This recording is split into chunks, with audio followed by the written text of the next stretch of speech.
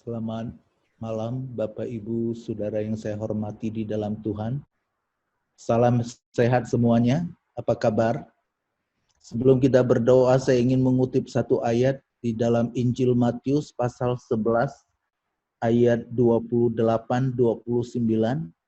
Tuhan Yesus mengatakan, "Marilah kepadaku semua yang letih lesu dan berbeban berat, aku akan memberi kelegaan kepadamu. Pikulah yang kupasang dan belajarlah padaku, sebab aku lemah lembut dan rendah hati, dan jiwamu akan mendapat ketenangan." Bapak Ibu Saudara, di tengah COVID-19 yang tidak tahu kapan berakhirnya, membuat banyak orang menjadi resah, bahkan gelisah, tidak sedikit yang menjadi putus asa, hilang pengharapan. Namun bagi kita yang percaya kepada Kristus Yesus, kita memiliki pengharapan. Pengharapan kita bukan karena siapa kita, bukan karena kita memiliki resources, sumber daya, dan sebagainya, tetapi pengharapan kita yang kekal adalah Tuhan Yesus Kristus. Dia mengatakan, "Mari kepadaku yang letih lesu dan berbeban berat." Ini adalah satu ajakan dan panggilan Tuhan Yesus kepada murid-murid yang mengikuti dia. Sementara di konteks pasal 11, ada banyak orang yang menyaksikan mujizat Tuhan Yesus, tetapi mereka menolak Yesus sebagai Mesias. Tetapi Yesus naikkan syukur kepada Allah Bapa karena murid-muridnya boleh memiliki iman di dalam merespon mujizat yang Tuhan Yesus adakan, dan mereka bisa percaya itu karena anugerah Allah, dan mereka bisa percaya karena Tuhan Yesus yang memanggil dengan lemah lembut. Biarlah Bapak Ibu Saudara, sebelum kita mengikuti webinar ini, kita boleh dipanggil oleh Tuhan mendekat kepada Tuhan, kemudian kita membangun satu personal relationship with God di dalam kehidupan kita setiap hari. Mari kita berdoa. Bapa surga, kami mengucap syukur karena di tengah tantangan COVID-19 yang membuat dunia resah, gelisah, panik, ketakutan. Terlebih Tuhan, ada banyak orang yang hilang pengharapan karena tidak tahu kapan berakhirnya wabah corona ini. Kami datang kepadamu malam hari ini bersyukur.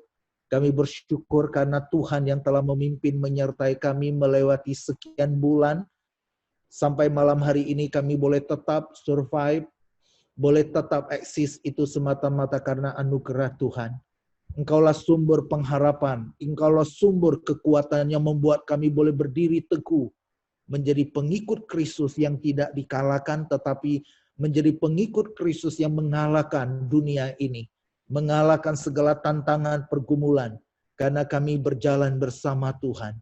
Engkaulah yang memilih dan memanggil kami untuk mendekat kepada Tuhan, gunung batu yang teguh, sumber segala berkat, Raja damai kami. Berkati webinar malam hari ini, berkati hamba-Mu Bapak Denny Hen yang menjadi narasumber, yang akan menyampaikan materi kepada kami. Berikan kami ketenangan batin, jiwa, kerendahan hati mau belajar dan diajar, supaya kami boleh semakin memiliki insight, menjadi manusia tangguh di hadapan Tuhan. Di dalam menapaki perjalanan hidup kami ke depan, di tengah-tengah tantangan COVID-19 yang berdampak secara ekonomi, politik, keamanan, kesehatan, kami berdoa kiranya Tuhan berbelas kasihan kepada bangsa dan negara kami dan kota kami, supaya boleh mengatasi COVID-19. Engkau juga memberkati setiap kami dan jemaat Tuhan, keluarga besar Gehok Imtong, dimanapun berada, boleh terus dijagai, dilindungi, dan diberkati oleh Tuhan. Bapa, terima kasih. Ini doa kami, inilah pengharapan kami. Hanya di dalam nama Tuhan Yesus, penebus dan juru selamat yang hidup, kami berdoa dan mengucap syukur. Amin. Tuhan memberkati Bapak Ibu sekalian. Amin. Terima kasih untuk Pendeta Susanto Liao. Kita akan segera memulai sesi webinar kita. Bagi Bapak Ibu sekalian yang memiliki pertanyaan, Bapak Ibu sekalian bisa langsung nge-post pertanyaan Bapak Ibu sekalian melalui fitur chat. Nanti setelah sesi materi disampaikan, kami akan membahas atau menanyakan pertanyaan dari Bapak Ibu sekalian. Kita akan mulai. Saya persilakan kepada Bapak Denny Hen.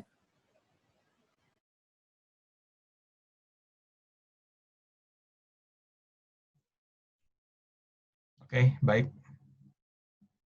Bisa lihat sebentar. Bisa lihat. Bisa. Slide sudah bisa kelihatan ya? Bisa. Oke, thank you buat kesempatan yang diberikan dari tim Semanggi meminta saya untuk membahas tentang tangguh ya, sesuai dengan buku yang baru saya luncurkan. Kalau kemarin kita bahas-bahas memang tentang hal yang berbau bisnis, hari ini kita membahas lebih banyak tentang ketangguhan dan tentunya harus juga dibahas dari sisi iman. Ya, kita baca, saya aja deh yang baca karena saya juga nggak bisa mendengar Bapak Ibu baca. Ya, Filipi 4 ayat 12-13. Aku tahu apa itu kekurangan dan aku tahu apa itu kelimpahan. Dalam segala hal dan dalam segala perkara, tidak ada sesuatu yang merupakan rahasia bagiku. Baik dalam hal kenyang maupun dalam hal kelaparan, baik dalam hal kelimpahan maupun dalam hal kekurangan. Segala perkara dapat kutanggung di dalam Dia yang memberi kekuatan kepadaku. Ya, saya cetak tebal. Segala perkara dapat kutanggung di dalam Dia yang memberi kekuatan kepadaku. Kata-kata Paulus ini termasuk quotes yang saya kutip di pembatas buku saya, ya, di buku Tangguh ini. Kenapa? Karena memang sebenarnya ketangguhan kita, kalau kita lihat, itu semua berasal dari Dia. Cuman bukan berarti kita pasif aja gitu ya, pasif terima kekuatan Tuhan, sudah gitu, semuanya beres. Bukan seperti itu. Oke, saya ingin memulai dengan sebuah cerita tentang tempat tidur. Ya. Saya sebelum menikah tidur sendiri. Ya, jadi satu kasur, panjangnya waktu itu kalau nggak salah queen size, ya lumayan lah buat sendiri, enak rasanya gitu ya. Jadi bisa tidur mau di sebelah mana, samping kanan, samping kiri, mau berbalik gitu terserah ya, karena panjang sendiri gitu ya. Selimut sendiri, bantal ada beberapa biji gitu, wah rasanya tuh puas gitu tidurnya ya. Tapi semua berubah ketika ada seseorang yang menginvasi ranjang saya, yaitu ketika saya menikah. Waktu menikah, tentunya kita tidur seranjang, ya kan menurut firman Tuhan juga apa yang disatukan Tuhan tidak boleh dipisahkan. Jadi kami tidur seranjang. Itu merubah. Saya harus memasuki apa yang saya sebut dengan kenormalan baru dalam tempat tidur. Yang tadinya bisa tangannya ke sebelah kanan, ke kiri gitu ya, kakinya ke atas, ke bawah, terserah. Sekarang nggak bisa. Ya, saya harus tidur dengan lurus, ya karena kalau tangannya kemana-mana kan kasihan dong istri saya gitu kan ya, kebaduk gitu, kebaduk tangan dan sebagainya, nggak bisa. Ya udah tidur lurus lah, entah nengok kiri, nengok kanan masih bisa, tapi saya nggak bisa lagi menjelajahi seluruh kasur seperti dulu. Nah terus kalau dipikir-pikir sebenarnya seumur hidup saya sudah mengalami kenormalan baru beberapa kali dalam urusan tempat tidur. Ya, saya tentunya belum bisa mengingat gitu ya, waktu lahir saya tidur di ranjang bayi kayak apa. Ternyata saya juga tidak sempat melihat apakah ada ranjang bayi waktu saya kecil. Yang saya bisa ingat adalah, yang paling jauh yang saya bisa ingat, itu saya tidur di tengah-tengah antara papa dan mama. Gitu ya. Tidur di tengah-tengah papa dan mama. Tapi umur berapa gitu saya juga agak lupa. Terus saya dicemplungin di kasur ya. Jadi kamar itu begitu kecil, isinya tuh kasur, brek gitu ya, dari tembok ke tembok tuh kasur semua. Nah itu kita bertiga tidur di sana, saya sama kakak-kakak saya bertiga gitu. Terus kan padahal kita kan 4 bersaudara, satu lagi tidur di mana? Nah ada satu kasur busa, kasur lipat busa. Nah di sana itu tempat yang paling nyaman kasur busa itu ya, jadi rebutan anak-anaknya. Jadi kita tuh harus tukeran. Ya, satu hari misalnya kakak saya yang pertama, cici yang kedua, terus koko saya, terakhir saya. Jadi 4 hari sekali saya bisa tidur di ranjang busa. Ya, itu adalah masa kecil saya. Sebelum akhirnya anak-anak mulai remaja, papa saya memikirkan, oh ini harus dipisah nih laki-laki dan perempuan, gitu ya. Jadi saya dapat kamar sama si Koko. Nah, tidurlah berdua. Itu kenormalan baru juga, gitu ya. Karena harus tidur dengan Koko saya. Nah, sampai Koko saya waktu itu Koko saya bekerja, dia tinggal di tempat yang terpisah. Nah, maka satu ranjang itu adalah milik saya semuanya. Dan akhirnya yang balik lagi ke cerita tadi ya, menikah.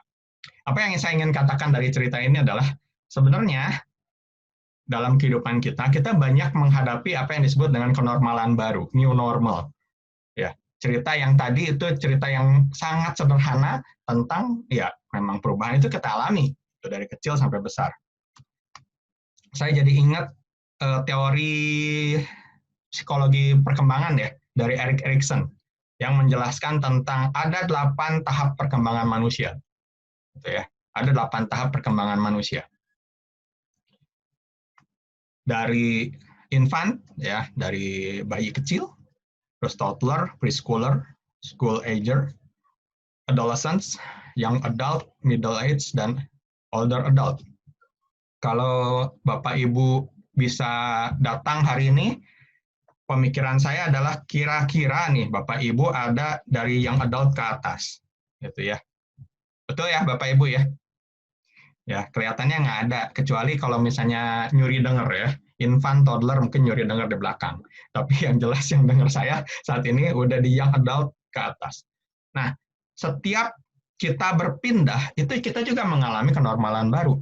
Bahkan paling nggak setahun sekali kita mengalami kenormalan baru waktu kita sekolah dulu. Ya, begitu kita masuk kelas, ganti kelas ya, kan saya naik ke kelas 5 atau naik ke kelas 6 atau naik ke kelas 1 SMP, SMA gitu kan. Itu kita menghadapi kenormalan baru walaupun tidak semuanya berubah. Saya masih harus tetap ulangan, harus tetap ujian, harus ada pelajaran, ada guru juga gitu. Memang gurunya beda, teman-temannya beda, teman sebangkunya lain gitu. Tapi perubahan itu hal yang sangat wajar sebenarnya. Termasuk walaupun termasuk juga yang kita sebut dengan perubahan-perubahan besar. Ya, misalnya waktu kita mulai besar ya, mulai akil balik gitu, dan sebagainya. Nah, ini adalah perubahan yang kita alami. Tapi keluarga kita juga berubah sebenarnya. Kita juga menghadapi new normal demi new normal gitu ya. Mungkin ada teman-teman yang masih di masa independence. Gitu. Ini family life cycle. Masih independence ya, belum menikah, masih tinggal sendiri, ngekos gitu ya. Kayak moderator kita hari ini gitu ya, masih senang-senangnya menjadi independence ya, dan rambut tidak ada yang mencukur. No offense ya, Dek. Ya, terus sesudah independence kita berubah, new normal baru, yaitu menikah. Ya, dengan segala carut-marut diri kita tentunya ya, bukan cuma pasangan kita. Kita juga banyak kekurangan gitu. Itu juga harus kita hadapi. Ya, orang lain kita harus hadapi. Nah, udah gitu kita punya anak, new normal lagi nih. New normal ya, kalau ibu-ibu tahulah new normalnya 24 kali 7 ya, bahkan 25 kali 7 ngurusin anak. Itu new normal yang very, very new normal gitu ya. Dan sebenarnya sang ayah juga harusnya ikutan new normal. Masa cuma istrinya aja. Gitu. Nah, udah gitu new normal lagi, si anak mulai gede, mulai remaja. Astaga, dia sudah berpisah dengan kita, gitu ya. Nah, saya belum mengalami itu ya, saya masih di parenting. Tapi saya tahu ada teman-teman yang sudah mengalami, sudah launching adult children. Dan akhirnya kita tidak bisa menghindar. Kecuali kalau Tuhan memanggil kita sebelum itu, ya kita tidak bisa menghindar bahwa kita akan mengalami senior years atau retirement. Itu adalah siklus hidup, di mana kita juga mengalami kenormalan baru. Ya. Bagaimana dengan lingkungan? Lingkungan juga berubah. Kalau ini saya dapat gambar dari mata kuliah yang saya ajar juga, ya ternyata mulai lingkungan kita berubah, cuma memang perubahannya itu secepat apa? Itu beda-beda.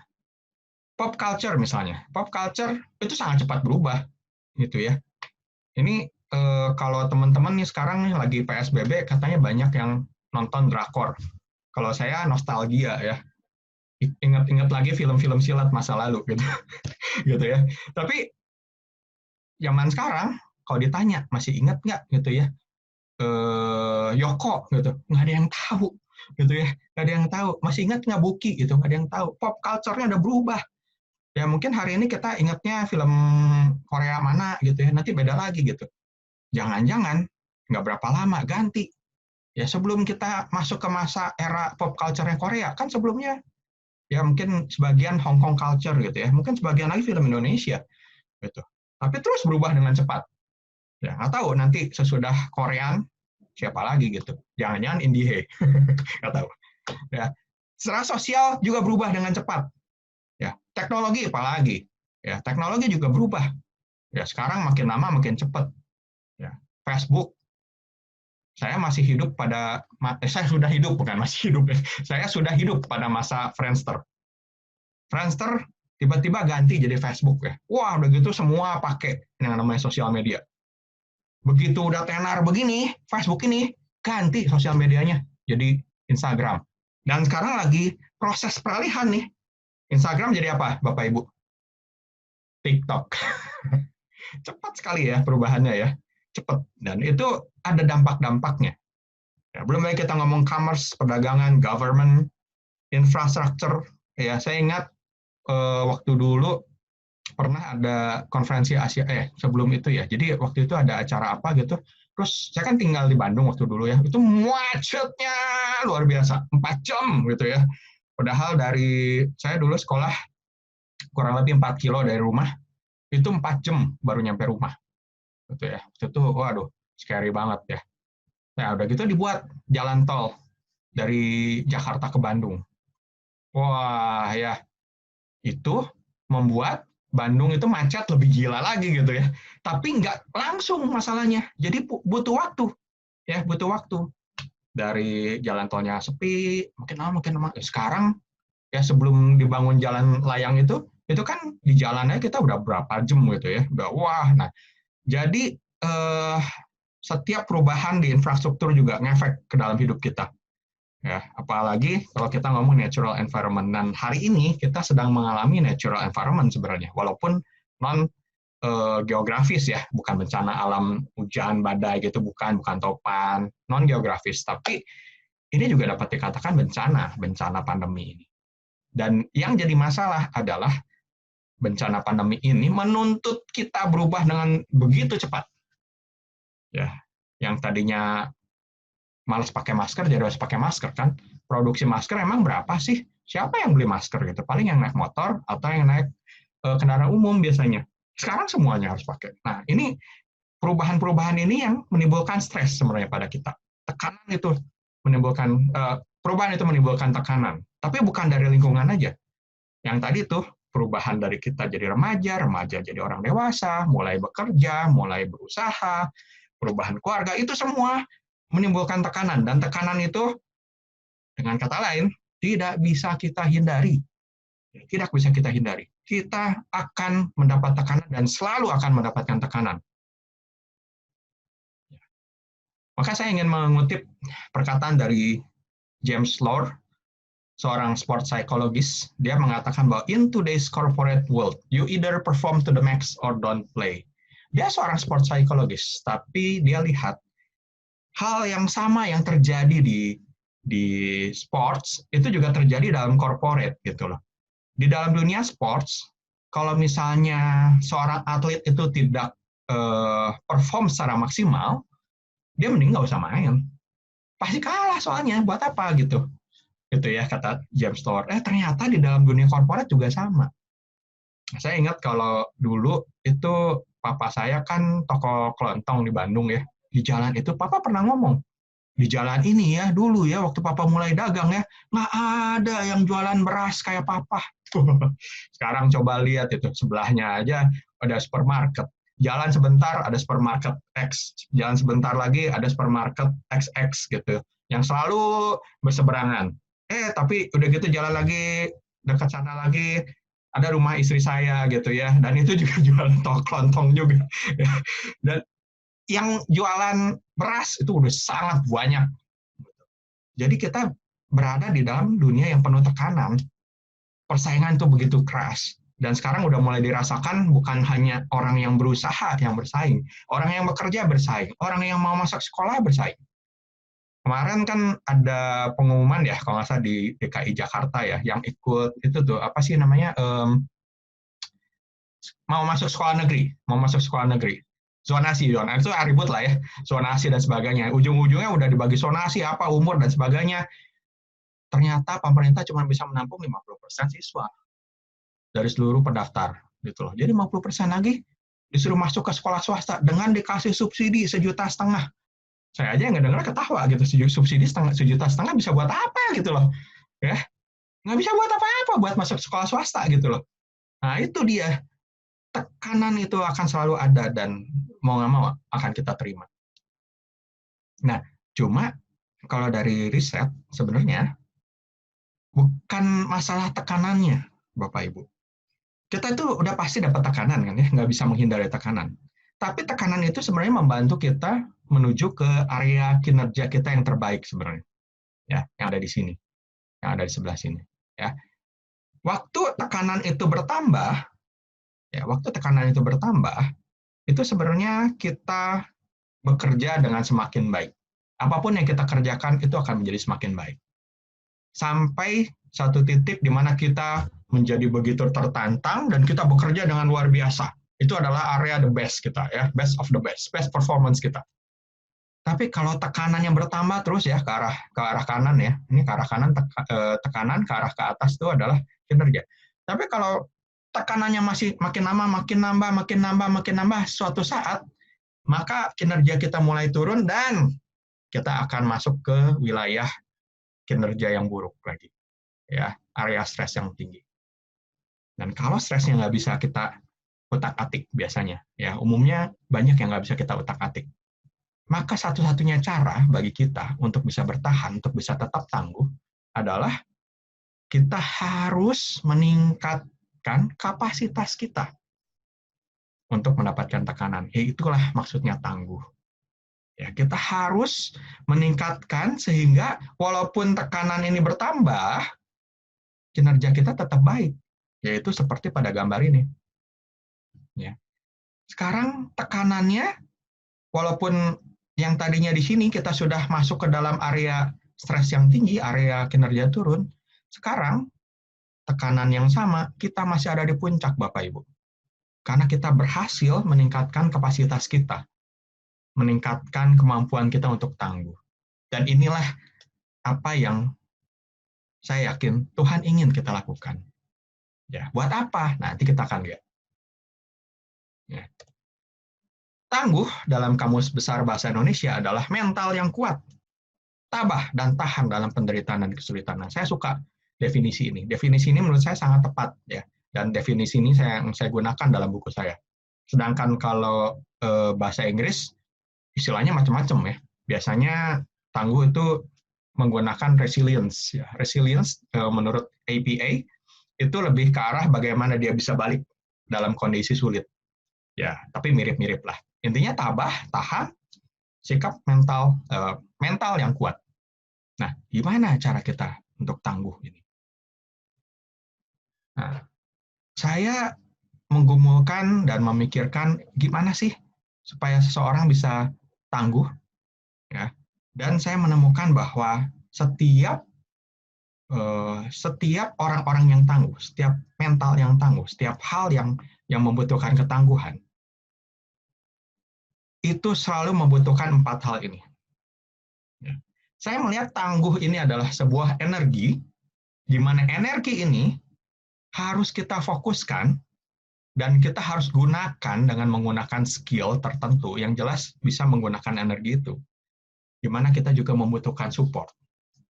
Nah, untuk mungkin lebih gampang dicerna, saya akan memutarkan satu klip yang saya yakin Bapak Ibu banyak yang sudah nonton sebenarnya. Ya, kita lihat ya. Bapak Ibu lihat dalam tayangan ini, saya yakin banyak yang udah nonton ya, film Avenger yang pertama ini ya. Kalau Bapak Ibu ingat film ini, kenapa kok dalam krisis ya, memang ini fantasi, tapi semua hal yang menyangkut krisis selalu sama. Dalam sebuah krisis, kita membutuhkan energi untuk bisa melewatinya. Dan dalam hal ini, yang bisa menyelamatkan mereka, yaitu Iron Man ya. Iron Man. Ya, kenapa? Karena bukan cuma dia punya energinya, dia punya skills-nya juga. Ya, kalau suruh Kapten Amerika yang ngebelokin nuklir, nggak bisa ya. Masa mau lempar perisai, nggak bisa apa-apa dia. Gitu ya. Hulk juga nggak bisa terbang. Gitu. Jadi memang butuh skills gitu. Tapi butuh energi untuk bisa membelokkan. Nah, kalau dalam cerita ini, ceritanya Iron Man energinya udah hampir habis. Jadi dia meminta pada Jarvis, ya kalau masih ingat, ya, tapi Jarvis kan mati ya di episode kedua ya kalau nggak salah ya, Jarvis mati. Gitu ya. Jarvis itu untuk memfokuskan energinya untuk berbelok, gitu. Ya, untuk berbelok. Ya, kenapa? Karena energi kita seberapa besar pun pasti terbatas. Maka kita harus fokus, apalagi di tengah-tengah krisis, yang dimana kita membutuhkan banyak sekali energi. Dan di samping itu, Stark, itu Iron Man, juga membutuhkan support dari teman-temannya, dari Pepper Potts, gitu ya. Nah, tapi coba kita bayangkan dalam kasus-kasus lain. Peperangan misalnya. Peperangan butuh energi. Harus fokus dalam berperang, harus butuh skills, dan butuh dukungan.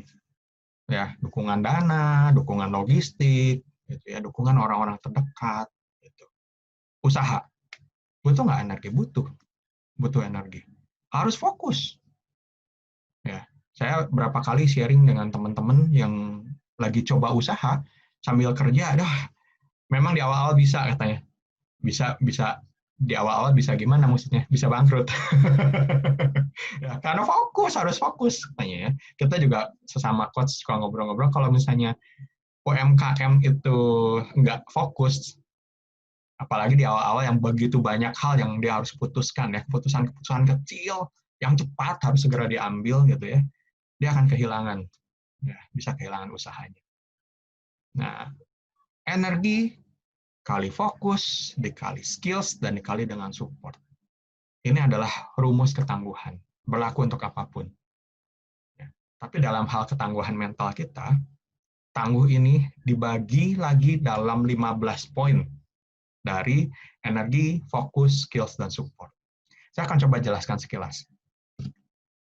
Nah, energi. Sebenarnya energi paling utama kita, apa sih?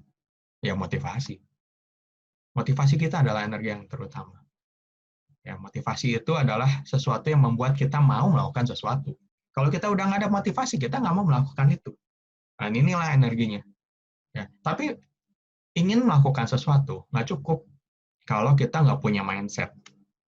Karena itu saya menuliskan ada 7 mindset yang bisa kita gunakan untuk membantu kita untuk menjadi tangguh. Dan mindset-mindset itu beda-beda kegunaannya ya. Ada mindset yang digunakan pada saat kita memulai, ada mindset yang digunakan saat kita kalah, ada mindset yang dilakukan saat kita krisis, ada mindset yang dilakukan, yang diingat pada saat kita menghadapi tragedi. Salah satunya yang mengalami tragedi adalah kita harus melihat bahwa tragedi adalah suatu anugerah yang Tuhan berikan kepada kita untuk kita punya kesempatan memulai hidup yang lebih baik dari sebelumnya. Nah, mungkin kata-kata ini nggak cocok ya, kalau misalnya kita ucapkan pada saat orang baru grieving gitu, orang baru mengalami tragedi. Ya, saya yakin Cici Ping paling tahu lah dalam hal ini gitu ya.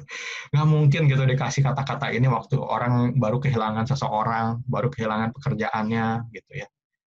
Tapi waktu kita udah mulai bisa meratapi itu ya, fasenya itu udah mulai bisa kita lewati, kita perlu melihat dan mempunyai mindset tangguh ini. Kemudian tangguh juga adalah seorang mental yang tangguh, ya, mindset itu juga perlu dilatih, dan makanya saya tulis tangguh gym ya, ada gymnya. Nah, sebenarnya dari apa yang saya tulis di dalam tangguh gym ini sederhana sih prinsipnya, yaitu jangan membiasakan diri nyenyak dalam tempat nyaman kita, zona nyaman kita. Sebenarnya itu poinnya. Ya, karena kalau kita berada dalam zona nyaman, kita tuh nggak growing. Nah, kita tidak menjadi tangguh. Kita tidak sedang melatih diri kita menjadi hebat. Ya. Terus ada healthy body and healthy mind. Nah, ini kita akan bahas nih hari ini ya, tentang bagaimana kita tangguh itu ya, itu harus mempunyai tubuh dan jiwa yang sehat, pikiran yang sehat, kerohanian yang sehat.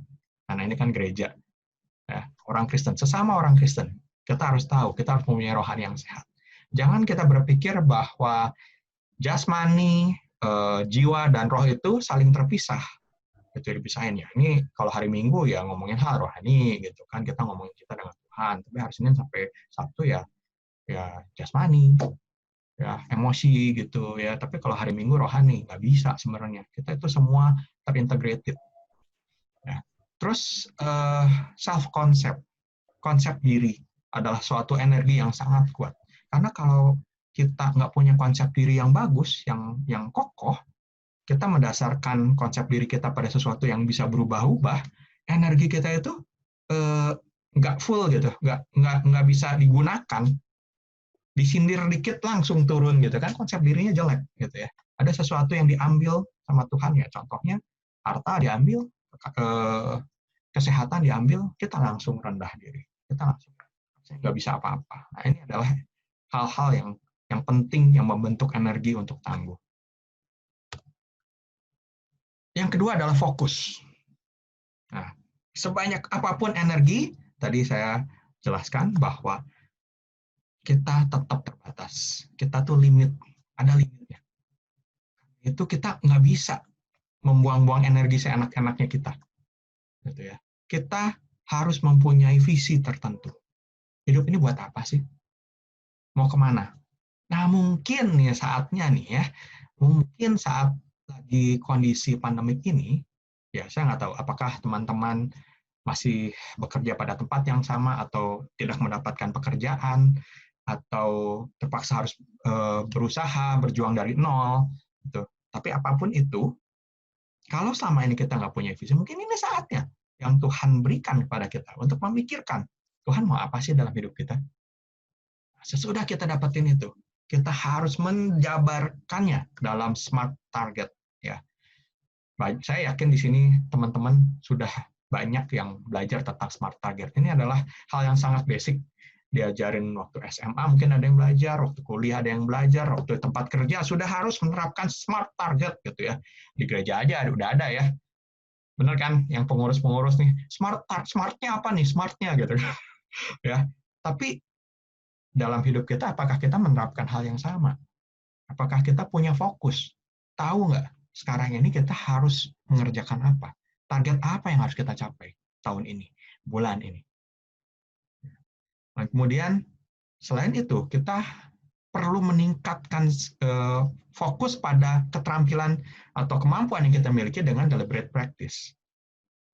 Ya, banyak saya sering mendengar teman-teman yang berkata-kata bahwa lagi kondisi sekarang, kita WFH, yang namanya work-life balance itu nggak ada.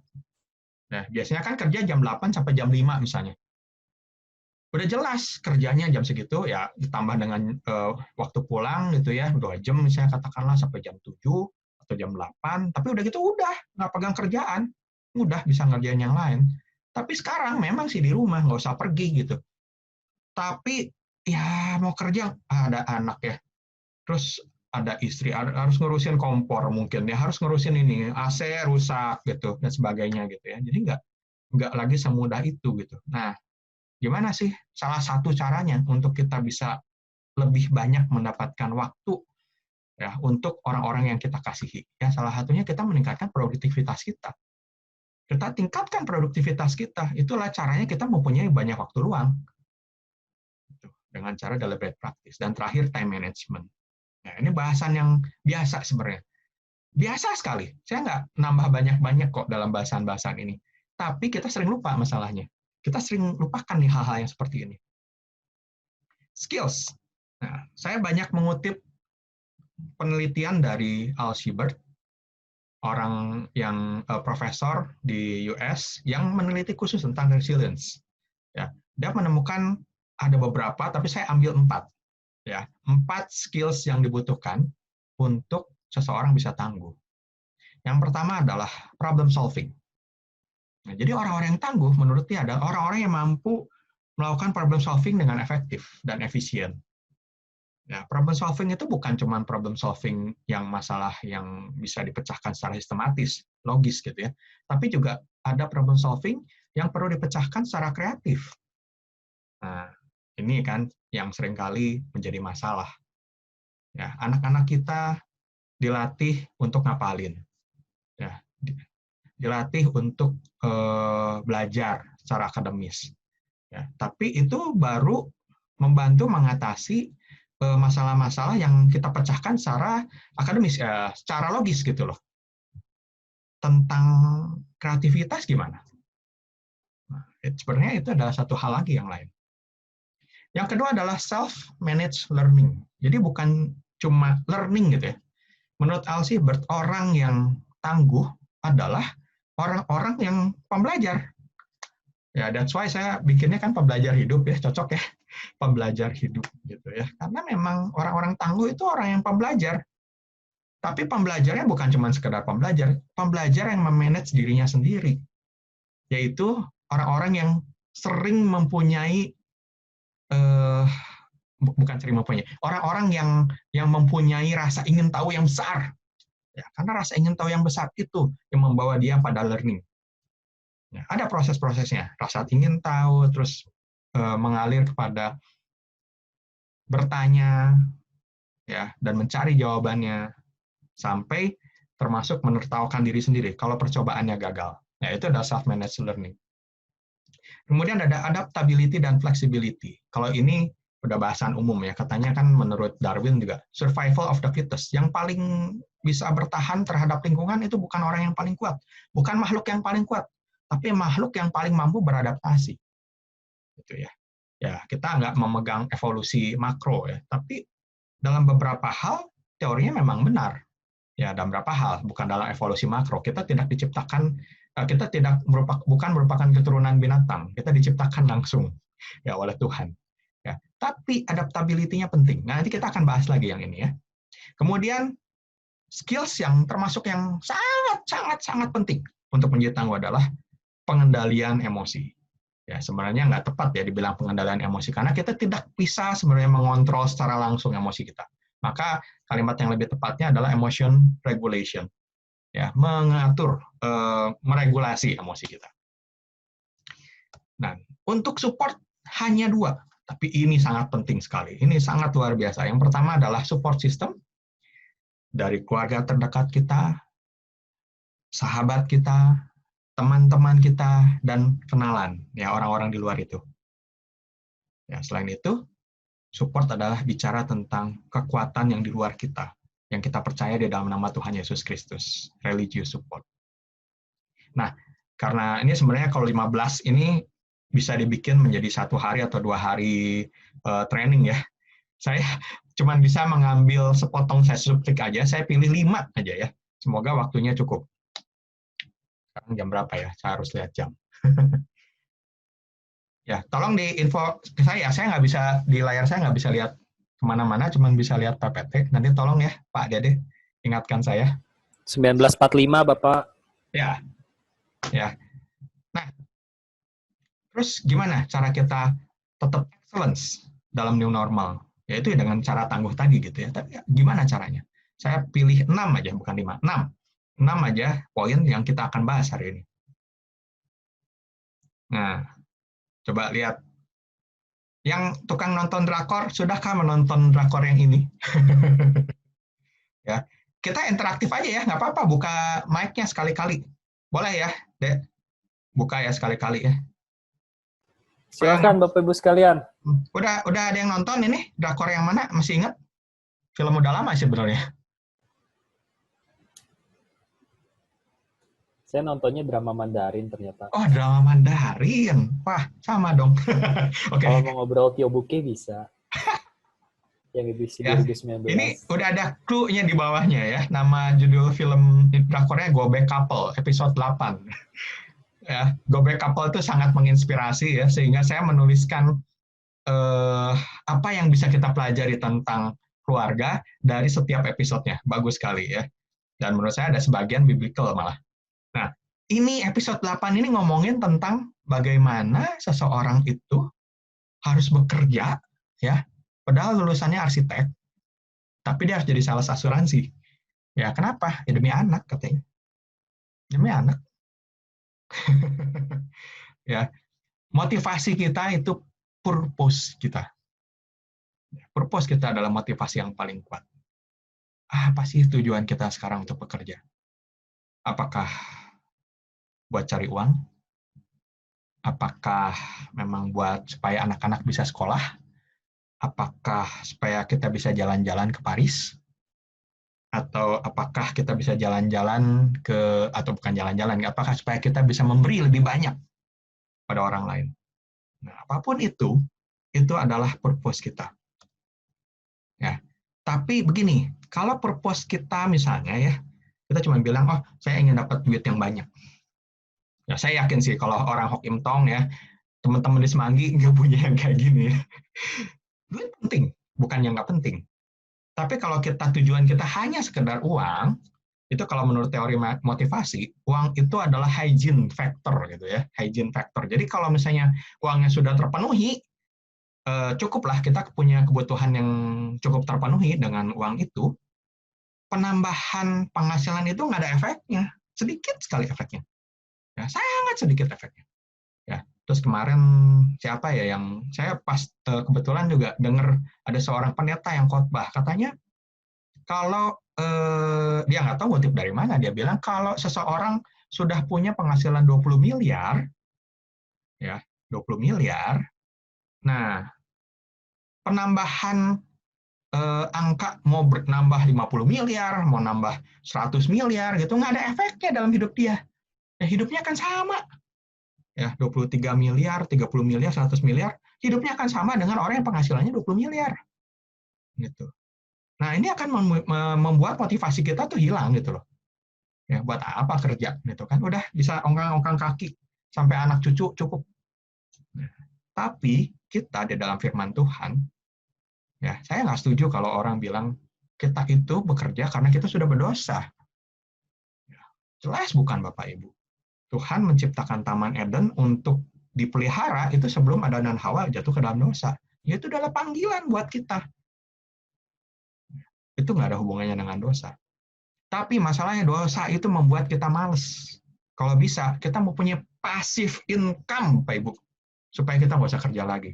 Waduh, alangkah sesatnya itu pemikiran itu sebenarnya. Tuhan tidak pernah memikirkan hal itu ya. Kalau kita dapat passive income, mungkin kita bisa melakukan sesuatu yang lebih berarti buat orang lain, tapi bukan berhenti bekerja. Ya, sama sekali bukan berhenti bekerja, karena kerja itu adalah ibadah, kata orang Muslim. Tapi memang benar, secara kekristenan kerja itu ibadah, Bapak Ibu. Ya. Nah, sekarang pertanyaan yang harus kita tanyakan adalah, mengapa pekerjaan Anda penting? Nah, saya ingin mengajak kita semua berpikir ya, saat ini, apapun yang kita lakukan, apakah itu sesuai dengan passion, tidak sesuai dengan passion, apapun yang kita lakukan, coba pikirkan, mengapa pekerjaan saya penting?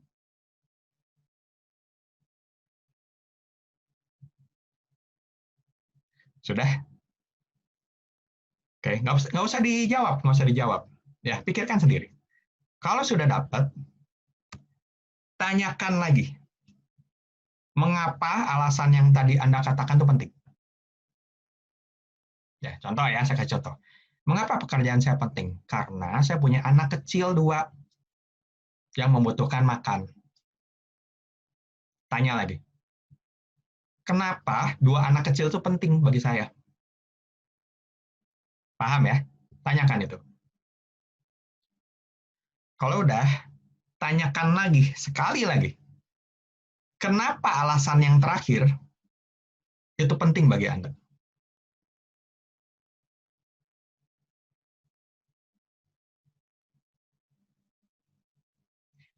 Kalau boleh, ya, sesudah nanya 3 kali, tolong di-share di kolom chat ya, di kolom chat. Anda menemukan apa?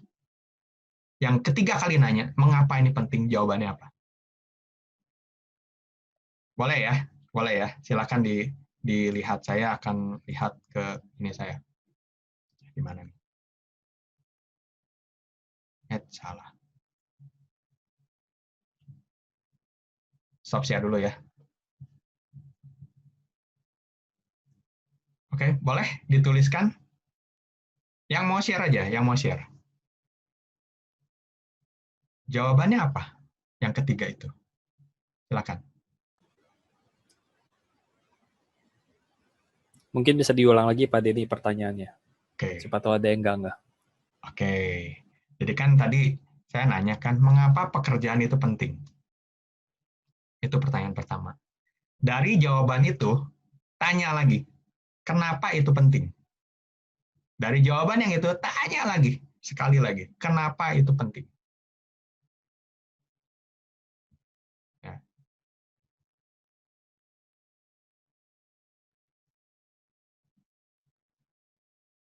Oke? Ada yang share secara private? Saya tidak akan menyebut namanya. Oke?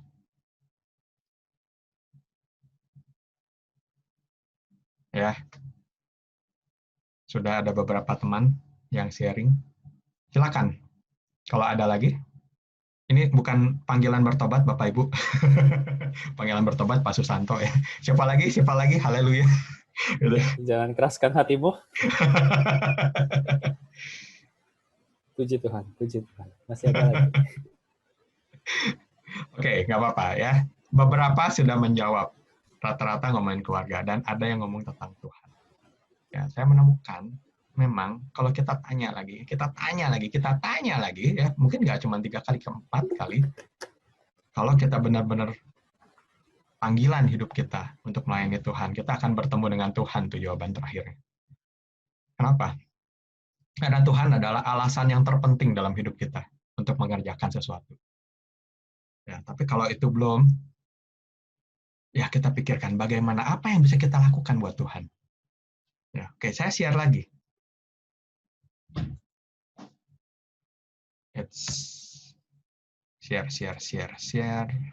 screen lagi. Ini, ya. Oke, ini adalah yang pertama tentang purpose. Ya. Yang kedua, harga diri Anda tidaklah ditentukan oleh berapa banyaknya harta yang Anda miliki. Saya tentunya tidak berharap, tapi kalau ada teman-teman yang kehilangan harta kekayaannya, sebagian paling enggak harta kekayaannya, jadi nggak bisa jalan-jalan, biasanya bisa pergi ke Bali, bisa kemana gitu, jadi nggak bisa. Ingatlah baik-baik bahwa harga diri kita tidaklah ditentukan oleh berapa banyak harta yang kita miliki. Sebodoh amat kita nggak bisa pergi jalan-jalan, orang lain juga nggak bisa. Ya kalau kita melihat orang-orang jalan-jalan saat ini ya, tiba-tiba ngelihat jalan di mana gitu, kita yang ada apa? Biasanya kita malah hakimi masalah-masalah.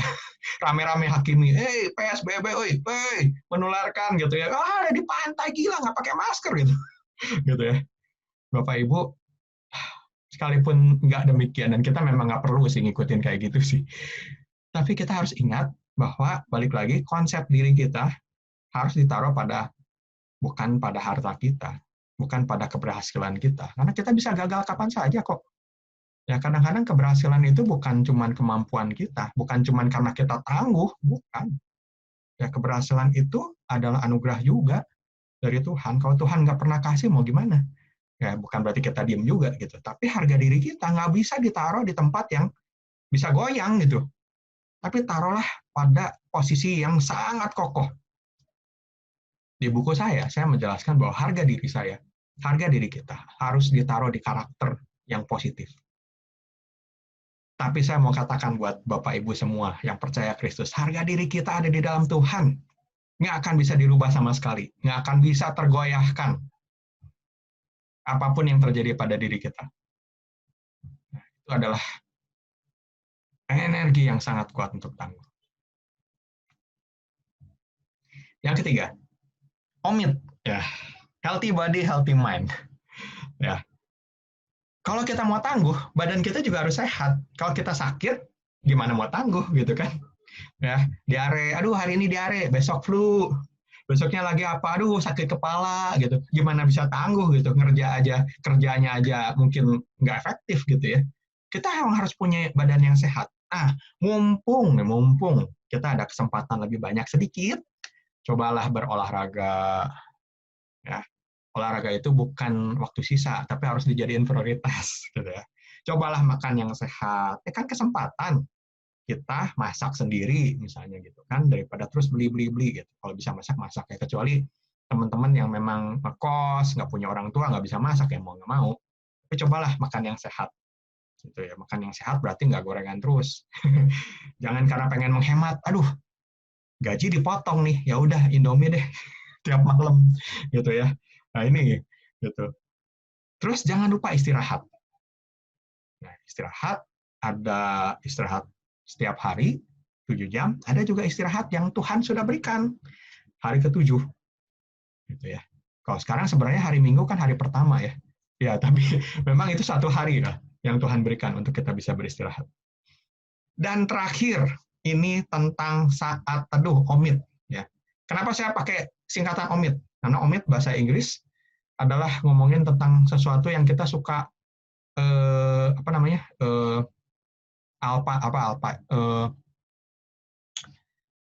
Ya suka lupa untuk dilakukan lah istilahnya gitu ya, suka lupa untuk dilakukan. Kita tahu ini penting tapi kita abaikan. Om itu abaikan ya, kita tuh suka mengabaikan hal-hal ini. Nah terutama yang terakhir nih, olahraga penting, makan sehat penting, istirahat apalagi penting banget. Gue kalau nggak tidur 7 jam sehari tuh gue kayak apa gitu ya. Tapi saat teduh kayaknya nggak ada bedanya loh, kok mau saat teduh mau enggak sama aja. Wah, hidup yang baik gitu ya. Nah, Bapak Ibu, kalau berapa waktu yang lalu kita sudah membahas ya, Cicuping bahas tentang apa ya judulnya ya, kalau saya ya tetap sehat ya, tetap waras ya. Terus dilanjut tetap waras ala Stay waras. stay waras ya. Terus dilanjut dengan stay waras alanya Dede ya, alanya penginjil Dede. Nah, saya mau menambahkan sedikit. Nah, pernah nggak ngelihat gambar ini? Ini adalah gambar MRI. Ya, 10 menit meditasi. Ya. Meditasi atau saat teduh. Ya, kita lihat bedanya ya. Sebelum dan sesudah. Nah, ternyata ini tuh apa sih? Ini tuh amigdala ya. Jadi sebelum meditasi aktif ya. Sel-sel otak itu sangat aktif. Nah, amigdala dan jembatannya, terutama jembatannya justru. Ya, karena itu apa yang terjadi? Kita itu lebih mudah dikontrol oleh emosi. Ya, lebih mudah marah, ya, lebih mudah kesel, gitu ya. Nah, ini hal-hal negatif ini yang berbahaya sebenarnya ya, yang membuat kita tidak tangguh. Tapi waktu melakukan meditasi, langsung itu aktivitasnya menurun ya. Jadi koneksi antara amigdala dengan otak sadar kita berkurang. Artinya apa? Ya, artinya kita lebih bisa mengendalikan diri sebenarnya. Nah, ini adalah spec image. Ini saya ambil gambarnya langsung dari Pak Andrew Newberg, ya, Prof. Andrew Newberg. Ya, dia yang meneliti tentang meditasi dan doa. Nah, ada yang menarik di sini. Sebelum meditasi, ini baseline-nya kayak gini ya. Ya, kita lihat di sini. Tapi sudah meditasi, ini ada aktivitas otak yang lebih tinggi di area atensi. Artinya, waktu kita meditasi, sesudah kita meditasi, orang-orang yang meditasi secara rutin, ya ada risetnya itu 8 minggu sebenarnya, ya 2 bulan kita melakukan meditasi secara rutin, akibatnya fokus kita, attention kita itu akan menjadi lebih baik. Ya, kita lebih mampu berkonsentrasi, kita lebih mampu fokus ya dengan apa yang seharusnya kita fokuskan. Nah, bedanya apa dengan prayer? Ya, prayer. Bedanya, lihat di sebelah sini. Atensinya sama. Ya, tadinya kan hijau, jadi merah nih. Ya, ternyata doa juga punya khasiat yang sama dengan meditasi. Ya, orang-orang yang suka saat teduh, berdoa, ya, termasuk merenungkan firman Tuhan, gitu ya, itu punya khasiat yang sama dengan meditasi. Atensinya, fokusnya itu lebih baik. Ada tambahan, yaitu sebelah sini, language center. Nah, kenapa ini lebih aktif? Ya, karena biasanya doa dan saat teduh, membaca Alkitab, itu kita lakukan secara verbal. Kita baca teks, dan kita berdoa gitu ya, mengucapkan gitu. Sedangkan meditasi yang tadi itu banyak menggunakan visual. Ya, meditasi dalam agama lain misalnya, ya, banyak menggunakan visual. Tapi kalau doa dan ini, kita membantu language center kita untuk berkembang. Nah, ini yang paling menarik ya. Terus kalau orang ateis gimana? Orang ateis melakukan meditasi. Ya, contemplating God gitu ya, memikirkan tentang Tuhan gitu ya, membaca Alkitab. Lihat Bapak Ibu, nggak ada efeknya ternyata di sisi attention-nya. Jadi Bapak Ibu kalau nggak percaya dengan apa yang Bapak Ibu lakukan, Bapak Ibu sebenarnya nggak percaya dengan Tuhan tuh sungguh-sungguh mengasihi, Tuhan Yesus tuh sungguh-sungguh ada. Percuma, nggak bisa. Ya, harus percaya dulu, beriman dulu, baru ada gunanya buat kita. Ya, ini baru secara otak aja. Tentu yang paling utama adalah keselamatan jiwa kita, itu yang paling utama. Oke, yang berikutnya adalah adapt or die. Nah, ya ini kata-kata yang kuat ya, adapt or die. Kalau dulu ketawa-ketawa kita ya, adapt or die. Manusia itu udah sangat hebat sekarang ya. Teknologi itu dibuat sehingga kita tidak lagi sangat bergantung pada alam. Ya, saya baru menyadari ini berapa waktu yang terakhir gitu ya. Ternyata saya baru sadar ya, ternyata dulu manusia zaman dulu itu sangat bergantung sama alam. Ya, kapan waktu menanam tergantung alam, kapan yang musim hujan ya, kapan musim kemarau ya. Gitu. Kalau sekarang kan kita udah belajar hidroponik ya, hidroponik gitu ya. Itu nggak butuh, bahkan nggak butuh tanah, gitu ya. Kita sudah mengatasi alam. Gitu. Dulu ya saya dengar siapa tuh ya, pendeta lain gitu ya, khotbah tentang kalau misalnya orang berjalan kaki zaman dulu, zaman Yesus ya, mau dari satu kota ke kota lain, itu jalan kaki lewatin gurun. Di gurun itu kalau misalnya malam itu dingin banget. Ya, jadi ya kalau jalan tuh harus siang, malam istirahat. Gitu ya. Malam istirahat, terus harus nggak boleh sendiri. Kalau sendiri, mampuslah dia. Dia bisa jatuh ke lubang dan sebagainya. Kalau zaman sekarang, naik mobil. Mau siang, mau malam, jam 12 malam, ayo. Naik pesawat. Mau kapan? Pesawat aja ada jam 2 pagi, ada. Jam 4 ada. Ya, nggak ngefek. Saking nggak ngefeknya, Tuhan kasih tuh COVID. Sehingga kita harus beradaptasi atau mati. Gitu ya. Terus kita ngeyel, kan kita udah punya masker. Kita udah punya ini, kita udah punya itu. Benar, tapi kan nggak semuanya kita mencegah gitu loh. Tetap ada hal yang harus kita lakukan. Gitu, menjaga jarak, masker, cuci tangan. Gitu. Itu nggak bisa ngomong, aku mau ngeyel. Nggak apa-apa lah, cuma sebentar gitu ya. Dan sekarang klaster-klaster kan katanya dari perkantoran. Terus saya baca ada satu penelitian di restoran. Karena di restoran itu buka masker kan makan kan. Jadi makan bareng dengan teman-temannya, jadilah kena COVID. Gitu. Ya. Masalahnya sekarang benar-benar kata-kata ini sangat true gitu. Adapt or die. Nggak ada pilihan lain. Kita harus beradaptasi atau mati. Kalau kita nggak mati, orang lain yang mati. Nah, oke. Kalau kita ngomongin adapt or die, kita perlu nonton, ya ini cuplikannya ya, nonton satu film. Judulnya 127 jam. Mungkin ada yang udah nonton ya. Kalau udah nonton, keren. Ya. Ini cerita tentang Aaron, si Aaron. Ya, Aaron siapa namanya? Aaron Carlsberg ya. Ya, kita lihat ya. Umur 68 tahun. Dia terjebak di celah tadi ya. Di celah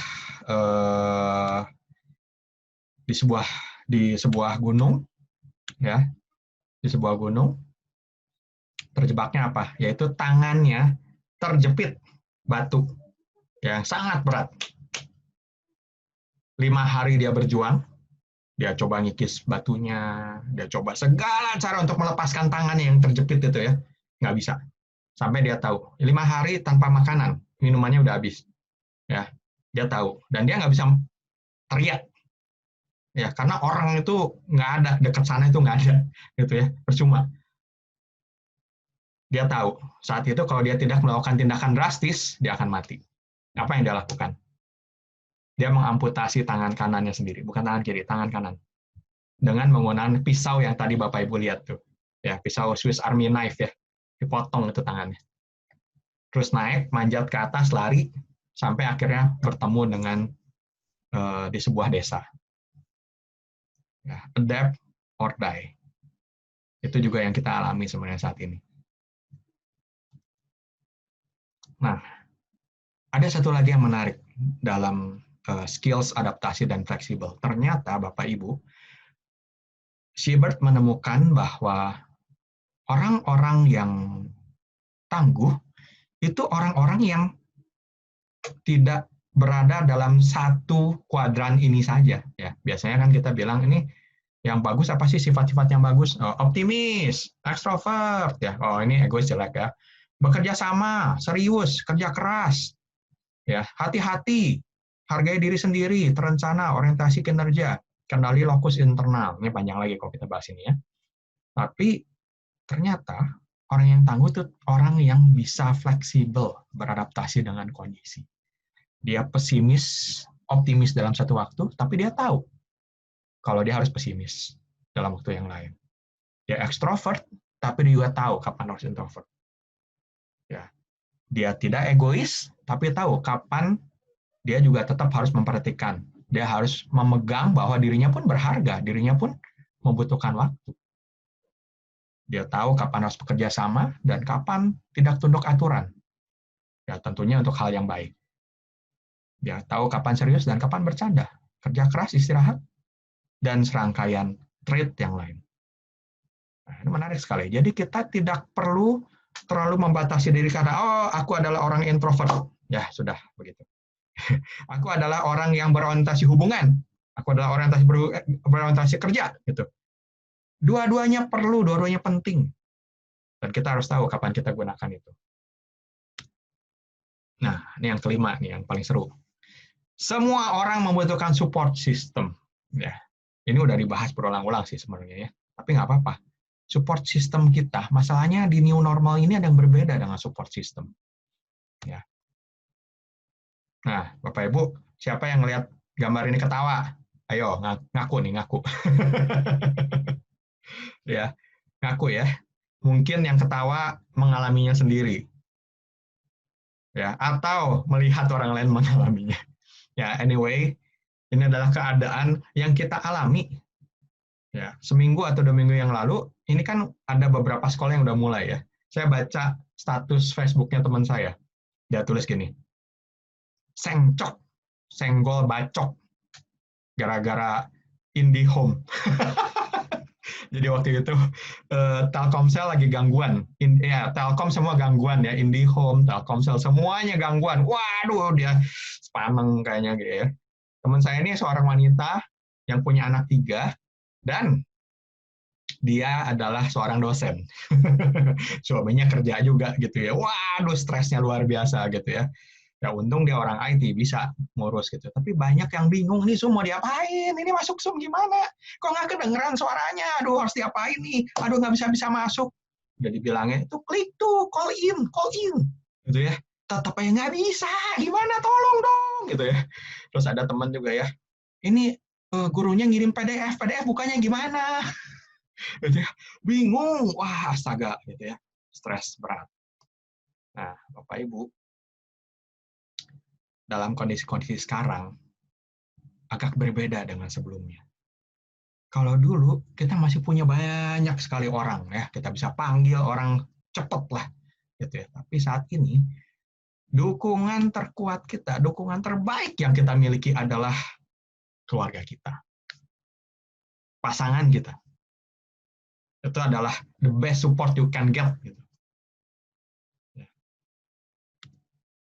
Dukungan itu ada 3, 4 sebenarnya ya. Saya tuliskan di buku saya 3, tapi sebenarnya ada 4. Oke. PICE ya, PICE. Yang pertama practical. Practical itu adalah dukungan-dukungan yang sifatnya praktis. Ngebantuin ya tadi gitu ya, kebantuin. Ini gimana sih caranya pakai Zoom? Gitu.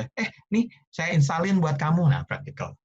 Yuk temenin yuk belanja misalnya gitu kan, practical. Itu tolong bantuin angetin nasi misalnya, practical. Ya, itu dukungan-dukungan praktikal. Ya, dukungan yang merupakan kegiatan, ya, mengerjakan sesuatu. Tapi juga ada dukungan-dukungan yang sifatnya informasional, ngasih tahu, ngajarin, gitu. Ya, gimana sih caranya supaya kita menghemat pengeluaran? Nah, dikasih tahu kan, oh menghemat pengeluaran begini. Gimana caranya kita tetap tangguh? Oh ya, ini saya lagi ngomong nih, tetap tangguh gitu ya. Itu informasional semua. Ada juga dukungan emosional. Curcol, ya mendengarkan perasaan orang, gitu ya. Itu adalah dukungan-dukungan emosional. Nah, ada lagi dukungan spiritual. Ya, dukungan spiritual apa? Doa, saling mendoakan, ya, saling menolong dalam secara spiritual, gitu ya. Ini adalah dukungan-dukungan yang kita butuhkan sebenarnya. Walaupun apalagi doa gitu ya, kita sering bilang doakan saya gitu, tapi sebenarnya kita nggak tahu ya didoakan nggak, kayaknya nggak ada ngefek ya. Ya, tapi percayalah memang itulah yang Tuhan inginkan. Gitu. Kita saling mendoakan sebagai support sistem spiritual kita. Nah, tapi balik lagi, dukungan terhebat yang kita miliki itu sebenarnya pasangan kita yang paling awal. Ya, mungkin teman-teman udah tahu bahwa dalam kondisi seperti saat ini, di beberapa negara, di beberapa tempat sudah terbukti perceraian itu melejit, shoot gitu. Ya, di Amerika, yang saya udah baca ya, paling nggak ada di Amerika, di Jepang, di China, yang paling pertama itu China gitu ya. Begitu lockdown-nya dibuka, itu ngantri gitu ya. Yang namanya pergi ke, kalau di kita catatan sipil mungkin ya, itu ngantri ya, kayak ngantri Dufan. Gitu. Luar biasa kan? Terus berapa minggu yang lalu saya dengar juga di Indonesia, di Ciamis katanya, di Ciamis juga perceraian meningkat 2 kali lipat. Gitu. Berarti kemarin bulan apa? Juni ya, Juni, Mei, Juni, 2 kali lipat. Ya, belum lagi teman-teman yang dengar KDRT meningkat di dalam rumah. Gitu ya. Nah, ini sangat disayangkan. Ya, dan ini memang yang harus kita fight. Ya, pulihkanlah relasi Anda dengan pasangan Anda. Karena itu adalah dukungan Anda sebenarnya. Pasangan kita adalah orang yang bisa menolong kita mencapai kesuksesan kita atau bisa menyeret kita ya jauh dari kesuksesan kita. Ya, kalau kita tidak mempunyai hubungan yang baik dengan pasangan kita, kita itu seperti berjuang itu, waktu berjuang setiap hari itu kita kayak nyeret gitu loh. Kayak bawa kita lagi dorong gerobak ya. Saya ngebayangin kita lagi ngedorong gerobak ya, udah susah, udah berat. Kaki kita dirantai gitu loh. Kaki kita dirantai. Jadi susah banget majunya gitu. Ya itu karena kita mengabaikan ya istilah awamnya investasi kepada pasangan. Saya tidak menganggap pasangan itu investasi sih. Tapi itu adalah relasi. Ya, kita sering mengabaikan ini. Tapi ini justru yang paling penting. Ya, ini yang paling penting sesudah Tuhan. Ya.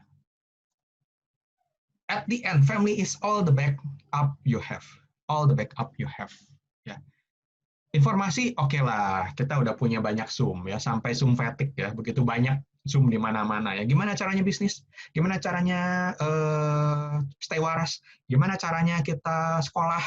Gimana caranya supaya anak tetap senang semasa liburan? Gimana caranya? Udah banyak. Ya, informasional ada, emosional ada. Ya, mungkin punya teman-teman dekat masih bisa Zooman, teleponan gitu ya. Gimana caranya supaya nggak ketahuan suami? Biasanya kan sembunyi-sembunyi ngomong diam-diam gitu ya. Gitu ya, telepon diam-diam gitu. Kalau bisa pas suaminya lagi pergi. Gitu. Gitu. Ya, tapi yang praktikal siapa lagi?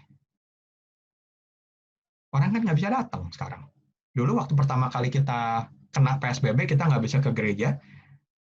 saya dengan teman-teman ya, Koruben segala gitu kan, kita udah ngomongin tuh, gimana ya caranya supaya kita bisa menolong, siapa tahu ada jemaat yang membutuhkan. Itu sampai bingung ya, kita geleng-geleng gimana cara nolongnya. Kita kan udah nggak bisa ke sana, membahayakan diri kita juga gitu loh.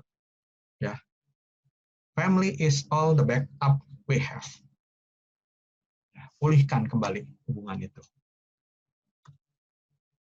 Nah, baru tambahannya adalah gereja sebagai keluarga kedua. Itu yang kita harapkan sama-sama. Itu yang Pak Susanto benar-benar berjuang ya sama-sama kita. Karena itu kita bikin yang acara kemarin itu ya. Temu kangen Pak Gembala. Sapa Gembala. Wes, luar biasa. Karena gereja tahu gereja itu adalah keluarga kedua. Dan tempat di mana kita bisa saling menolong satu dengan yang lain. Nah, ini sebenarnya udah masuk ke dalam religious support ya, religious support. Ya. Saya membaca ada satu riset dari Olivia Wilkinson, ya, kebangsaan Irlandia. Dia waktu itu tahun 2013 terjadi topan badai super Haiyan di Filipina. Itu rumahnya hancur di mana-mana. Ya, sama kayak gempa bumi mungkin di kita. Ya, itu rumahnya hancur, ya orang-orang ada di penampungan, di tenda, nggak punya makanan, nggak punya rumah, apalagi gitu. Baru ditinggalin, suaminya meninggal, anaknya meninggal, papa mamanya nggak ada. Gitu loh. Waduh, itu sulit sekali hidupnya. Tapi orang-orang yang punya iman, orang-orang yang saling mendoakan, orang-orang yang saling menguatkan satu dengan yang lain, ya, yang punya komunitas yang kuat secara spiritual, itu lebih bertahan. Ya, mereka lebih tangguh, mereka lebih cepat melewati grieving, mereka lebih cepat melewati kesulitan itu. Ya, itu fact. Ya, terbukti secara empirik. Gitu. Ya, kita juga sama. Nah, kita diciptakan Tuhan bukan sendiri. Walaupun krisis ini membawa kita lebih banyak memperhatikan keluarga kita, ya tentunya memang harus begitu. Tapi kita nggak boleh cuman berhenti sampai sana. Kita adalah gereja. Gereja adalah kita semua, bukan gedungnya. Semanggi diruntuhin nggak apa-apa. Kita masih bisa menjadi satu gereja. Nah, saya mendengarkan ada seorang pembicara yang ngomong, ya, kita ini saat ini sedang masuk ke dalam kondisi relationless connections. Ayo, coba pikirkan. Apa artinya? Relationless connection. Ya. Wireless itu kan tidak berkabel. Wireless connection. Ini bukan wireless connection, relationless connection. Kita punya koneksi dengan begitu banyak orang, tapi relasinya nol. Ya, kenapa? Karena udah ada sosmed, karena udah ada YouTube. Apa yang, ya karena kondisi wabah ini juga. Ini yang kita hadapi. Kalau sebelumnya kita masih bisa ibadah, walaupun ibadah itu kita pandangnya kan searah ya. Pak Susanto khotbah gitu, atau pendeta yang lain khotbah, terus kita diem gitu kan, dengerin. Kita juga nggak terlalu interaktif juga loh, gitu. Terus tinggal diganti ke YouTube, beres. Gitu. Beres kan, liturginya ada. Gitu. Jadilah kita gereja yang relationless connections. Dan ini yang paling saya ngeri. Saya nggak tahu Bapak Ibu punya perasaan seperti apa. Saya terus menggumulkan hal ini. Sampai mungkin teman-teman yang suka rapat juga tahu ya. Karena kita akan memasuki ini udah di depan mata kita. Kita memasuki kondisi gereja yang tidak ada relasi. Cuma ada koneksi. Lihat yang sebelah kanan ini ya. Ditonton 19 juta kali. Ibadah kita mungkin ditonton 5.000, 10.000, 100.000 orang. That's nothing. Karena nggak ada relasinya. Saya sangat menghargai lause-lause yang berusaha ya 2 minggu sekali. Ayo kita kumpulin, ayo anak-anak biar ada koneksinya gitu loh.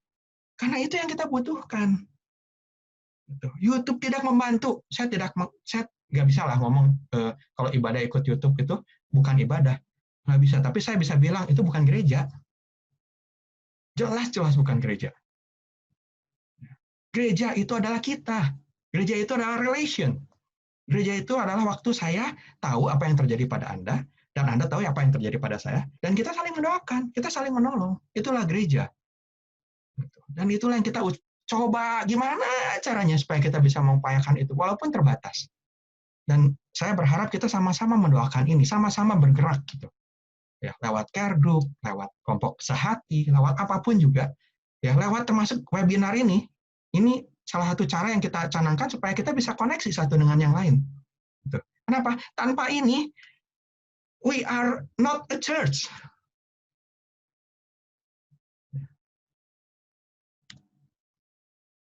Apalagi religious support kita. Ya, religious support kita tentu selain ibadah, selain persekutuan, ada iman. Nah, ini menarik ya. Waktu saya menggumulkan support secara religius ya tentang iman kita kepada Tuhan itu mengandung apa sih? Setidaknya ada dua, yaitu penjelasan dan pengalaman, logika dan experience. Ya, kalau kita ngomong, oke, saya ngerti kok doktrin, saya ngerti Allah Tritunggal, tapi pertanyaannya apakah kita bisa mampu menjelaskan itu? Kita mampu mempercayai dengan penjelasan, bukan cuma sekedar, oke, pokoknya terima aja lah doktrinnya udah habis. Udah, pokoknya terima, titik, Yesus mati buat kita. Titik. Udah selesai. Kenapa itu tidak terlalu membantu ketangguhan kita? Karena begitu badai datang, kita akan bertanya, Jesus, are you really alive? Kenapa Tuhan ini terjadi pada diri saya? Kenapa orang tua saya yang diambil Tuhan? Kenapa bukan dia?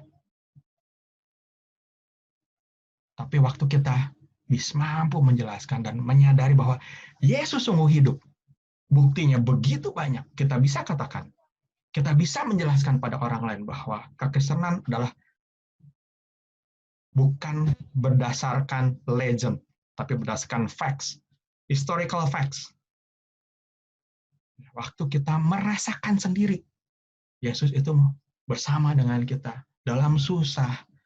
Sepanjang hidup, apa yang terjadi dalam hidup kita itu ternyata itu merupakan rangkaian hal yang indah yang Tuhan sudah rajut buat kita. Waktu kita melihat itu, barulah iman kita berbicara kepada kita. Menguatkan kita saat krisis-krisis depan. Krisis ini belum cuma akan berakhir di COVID, Bapak Ibu. Kita akan mengalami krisis-krisis yang lain. Nggak tahu apa itu.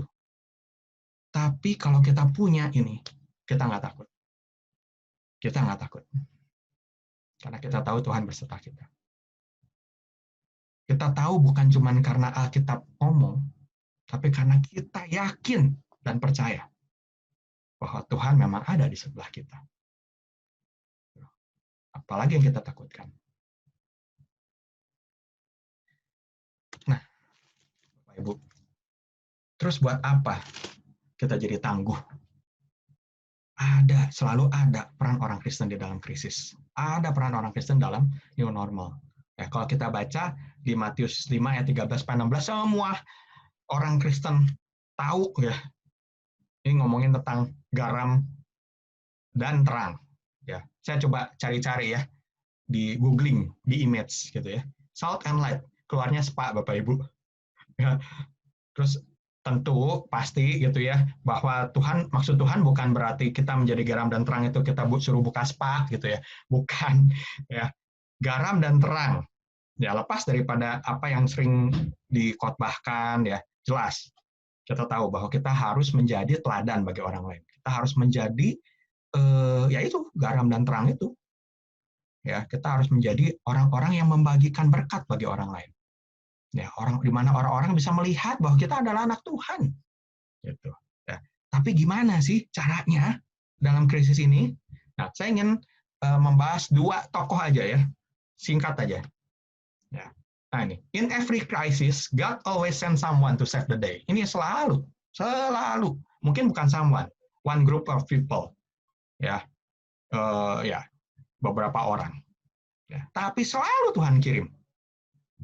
Bisa orang percaya, bisa enggak. Ya, bisa orang percaya, bisa enggak. Nah, coba kita lihat. Ya, kita ingat-ingat apa yang dikatakan di Alkitab dalam kisah Yusuf. Ya, Yusuf bukan Yusuf suaminya Maria, bukan, tapi Yusuf bin Yakub, anaknya Yakub. Ya, tentu kita ingat ya waktu itu Yusuf itu bisa menafsirkan mimpi dari Firaun. Dan penafsiran mimpi itu adalah karunia yang Tuhan anugerahkan. Jelas Tuhan memberikan kesempatan pada Yusuf untuk menjadi tangan kanannya Firaun, ya, jadi perdana menteri, karena dia bisa menafsirkan dan bisa merencanakan gimana cara mengatasi masalah krisis yang akan datang. Tapi bagaimana caranya Yusuf bisa berhasil membawa Mesir melewati bencana kelaparan? Maksudnya, kita nggak ngomongin tentang kuasa Tuhan ya di sini. Tapi sesudah Yusuf menjadi perdana menteri, what to do? Bagaimana dia bisa berhasil? Jawabannya ada di Kejadian 39 ayat 6. Ya. Saya meminta bantuan Bapak Ibu yang Alkitabnya atau handphonenya berada dalam genggaman. Coba bantu saya untuk membacakan Kejadian 39 ayat 6. Silakan Bapak Ibu, bantu saya.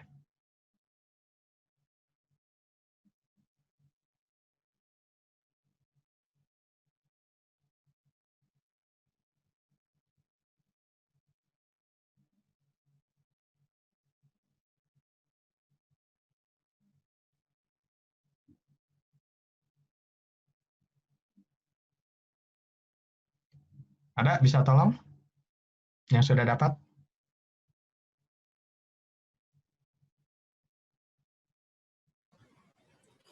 Segala miliknya diserahkannya kepada kekuasaan Yusuf, dan dengan bantuan Yusuf ia tidak usah lagi mengatur apa-apa selain dari makannya sendiri. Adapun Yusuf itu manis sikapnya dan elok parasnya.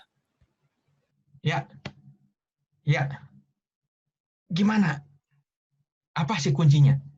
Yaitu tadi ya. Tadi itu ngomong di Kejadian 39 ayat 6 itu ngomong tentang Yusuf dengan Potifar. Ya, dengan Potifar. Ya, jadi sebelum Yusuf masuk penjara. Ya. Jadi gimana? Dia capable. Dia punya kemampuan. Dia excellence. Sehingga si Potifar itu nggak perlu lagi ngurus apapun kan. Ya, Yusuf aja semua yang ngurusin. Nah, ini yang melatih Yusuf pada saat nanti jadi Perdana Menteri, dia mampu. Ya. Ada bukan cuman kesempatan yang Tuhan berikan, tapi kita harus tangguh. Kita harus punya kemampuan. Barulah Tuhan bisa pakai kita untuk save the day. Gitu ya. Demikian juga Daniel. Ya, Daniel ya.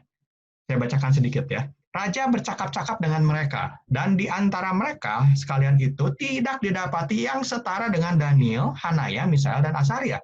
Maka bekerjalah mereka itu kepada raja. Dalam tiap-tiap hal yang memerlukan kebijaksanaan dan pengertian yang ditanyakan raja kepada mereka, didapatinya bahwa mereka 10 kali lebih cerdas daripada semua orang berilmu dan semua ahli jampi di seluruh kerajaan. 10 kali. Ada excellence, ada capabilitas, ada kemampuan yang dia miliki. Sehingga dialah yang dipilih oleh Tuhan. Selain memang Tuhan yang menganugerahkan sebelumnya kemampuan itu tentunya. Ya. Tapi tetap, Raja memilih karena Daniel cakap, Hanaya, misalnya Asaria cakap. Bukan cuma sekedar mereka taat sama Tuhan. Gitu ya.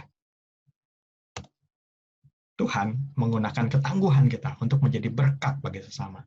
Ketangguhan kita bukan untuk diri kita. Ketangguhan kita untuk menjadi berkat bagi orang lain. Ya, saya pikir itu adalah pembahasan yang bisa saya bagikan pada teman-teman semua. Saya serahkan lagi kepada moderator.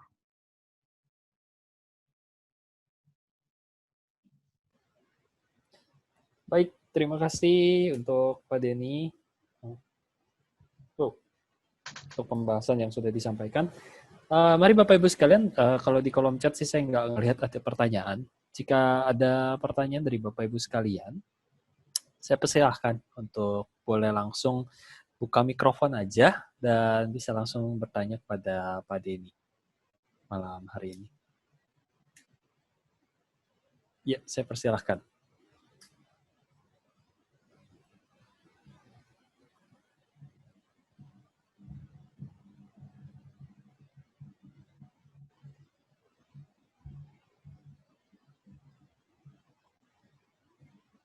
Nggak ada, bubar jalan. Apakah saya perlu promosi dulu Bapak Ibu sekalian? Ini bubar jalan. Mungkin ada yang masih mikir-mikir soal pertanyaannya. Saya promosi Warung Semanggi dulu sekalian Bapak Ibu sekalian.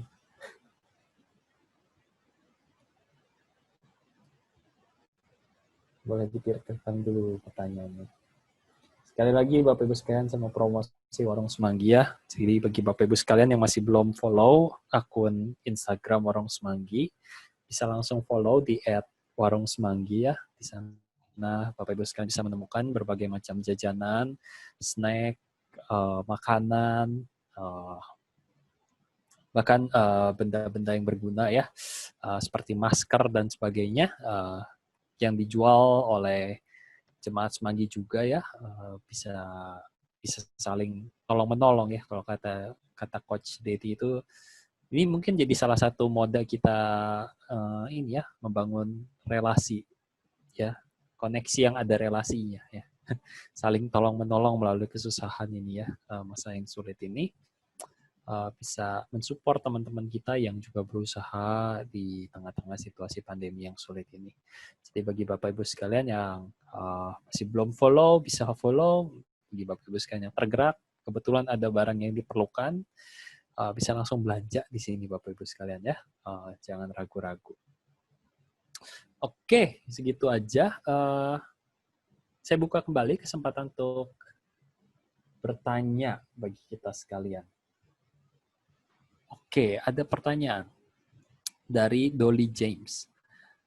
Bagaimana kita menyikapi ketidakadilan yang kita alami di lingkungan kerja kita? Oh, langsung jawab nih. Ya, saya persilakan. Ya. Cuma satu pertanyaan. Ya, ketidakadilan. Ya, ketidakadilan itu tentu nggak ada satu orang pun yang maulah mengalami itu ya. Kalau bisa semuanya berjalan dengan baik. Dan kadang-kadang, apalagi kalau ketidakadilan itu dilakukan oleh orang yang otoritasnya lebih tinggi, itu memang sangat menyulitkan. Kalau saya mikirnya begini, kalau misalnya kita memang masih punya pilihan, ya masih punya pilihan, yaitu misalnya pindah tempat kerja gitu ya, itu kan why not? Kenapa kita harus menderita kalau kita bisa tidak perlu menderita?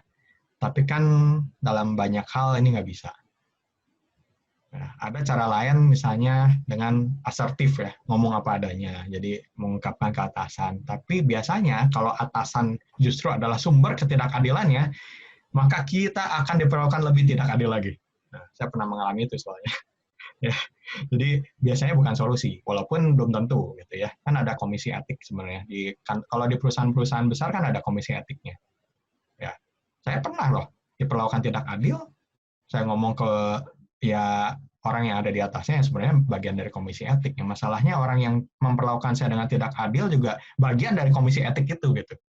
Cilaka. Jadi diperlakukan lebih mengerikan lagi sesudahnya. Ya, saya cuma bisa katakan bahwa kalau dari ketangguhan, ya ada satu mindset yang cocok sih sebenarnya, yaitu ya kondisi yang tidak mendukung adalah kesempatan emas untuk kita bisa menjadi yang terhebat. Ya, betul, ini nggak enak, betul ini nggak adil, tapi lihatlah bahwa ketidakadilan itu bisa merupakan suatu kesempatan emas bagi kita untuk menjadi yang terhebat. Kita kan karena nggak adil, kita harus bekerja lebih keras dari orang lain. Kita harus mati-matian. Ya sebodoh kalau orang lain itu mau memperlakukan kita seperti apa, toh kita menjalankan tanggung jawab kita, yaitu memberikan yang terbaik. Dengan pemikiran itu, ini adalah suatu kesempatan emas, kita bisa menjadi yang terbaik. Semoga itu bisa membantu kita untuk lebih kuat menghadapinya. Gitu. Ya, gitu aja. Oke, apakah cukup menjawab atau Bapak dulu James mau memberikan respon? Saya persilakan.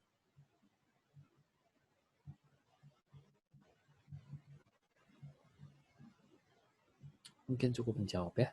Oke, kita punya pertanyaan berikutnya.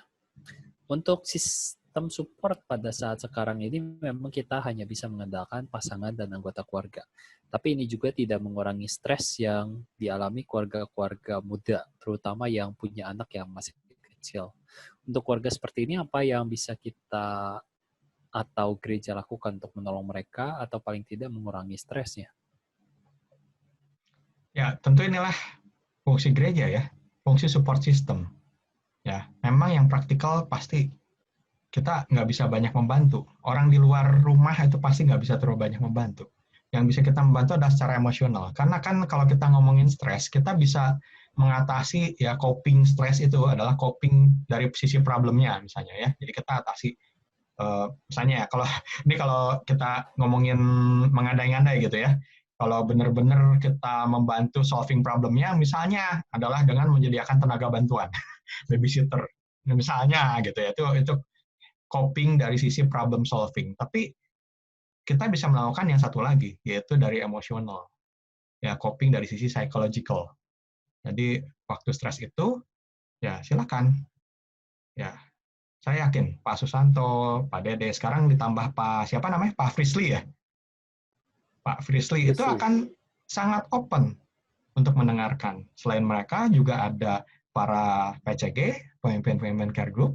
Kalau Bapak Ibu tergabung dalam care group, tentu adalah tempat sebenarnya. Jadi nggak harus nunggu ada pertemuan dulu, baru bisa ngobrol, bisa kontak gitu ya. Kadang-kadang ya memang semua PCG juga masing-masing pasti punya pergumulan, karena itu nggak selalu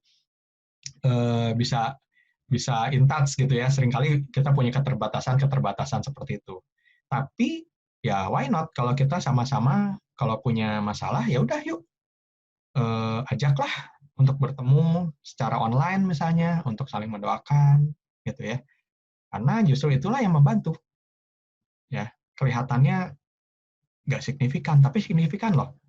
Kalau emosional kita itu jadi kuat, kita tuh jadi lebih mampu loh mengerjakan, jadi lebih superwoman lah gitu ya kalau wanita, jadi lebih superman kalau pria gitu. Karena memang kalau punya anak kecil, saya menyadari banget ya membutuhkan Wonder Woman dan Superman gitu.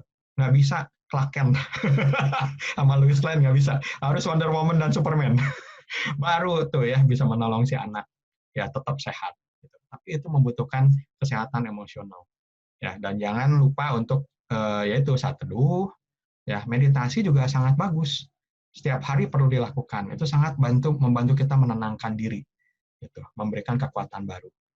Nah, yaitu gereja apa bisa dilakukan? Kalau udah masuk care group, ayo care group. Kalau belum, boleh mendaftar tentunya ya Pak Susanto ya. Sangat disarankan untuk mendaftar.